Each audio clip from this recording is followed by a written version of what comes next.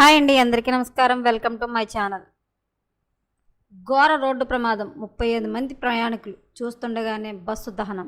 Latest update రావడం జరిగింది. So దానికి సంబంధించిన పూర్తి వివరం చెప్పడం కోసం నేను వీడియో చేస్తున్నాను. వీడియోని కూడా స్కిప్ చేయకుండా పూర్తిగా చూడండి ఫ్రెండ్స్.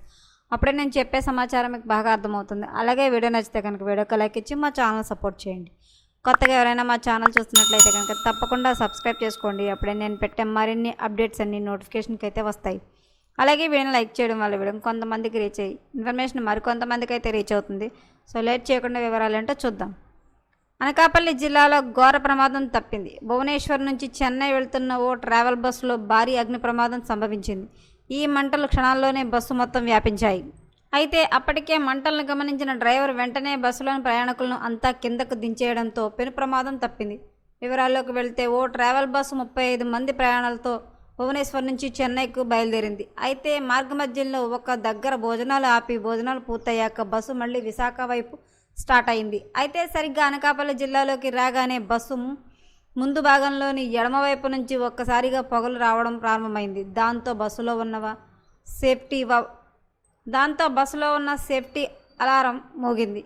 అలారం వినబడగానే అప్రమత్తమైన డ్రైవర్ బస్సును రోడ్డు పక్కన ఆపి అందులో ఉన్న ప్రయాణికులను అందరినీ కిందకు దించేశాడు. ప్రయాణికులంతా కిందకు దిగిన కొద్దిసేపటికే మంటలు బస్సు మొత్తం వేగంగా వ్యాపించాయి.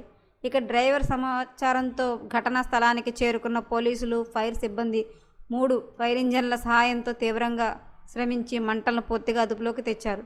అప్పటికే బస్సు మొత్తం మంటల్లో కాలిపోయింది. ఈ ప్రమాదంపై అనకాపల్లి రూరల్ సిఐ సంజయ్ మాట్లాడుతూ ప్రయాణికులంతా సురక్షితంగా ఉన్నారని స్పష్టం చేశారు. బస్సు డ్రైవర్ సమయస్ఫూర్తితో వ్యవహరించడం వల్లే ఇంత పెద్ద ప్రమాదం తప్పిందని, లేదంటే భారీ ప్రాణ నష్టం జరిగి ఉండేదని, బస్సు ఇంజన్ భాగంలో సంభవించిన షార్ట్ సర్క్యూట్ వల్లే ఈ ప్రమాదం జరిగిందని భావిస్తున్నట్లు తెలిపారు. ప్రస్తుతం ప్రమాద స్థలానికి పరిశీలించామని, ఉన్నతాధికారులతో మాట్లాడి బాధితుల ప్రయాణికులను చెన్నై వెళ్లేందుకు ప్రత్యామ్నాయ ప్రయాణం ఏర్పాట్లు చేస్తున్నామని సిఐ వెల్లడించారు. మరిన్ని లేటెస్ట్ అప్డేట్ల కోసం మా ఛానల్ తప్పకుండా సబ్స్క్రైబ్ చేసుకోండి. Thanks for watching.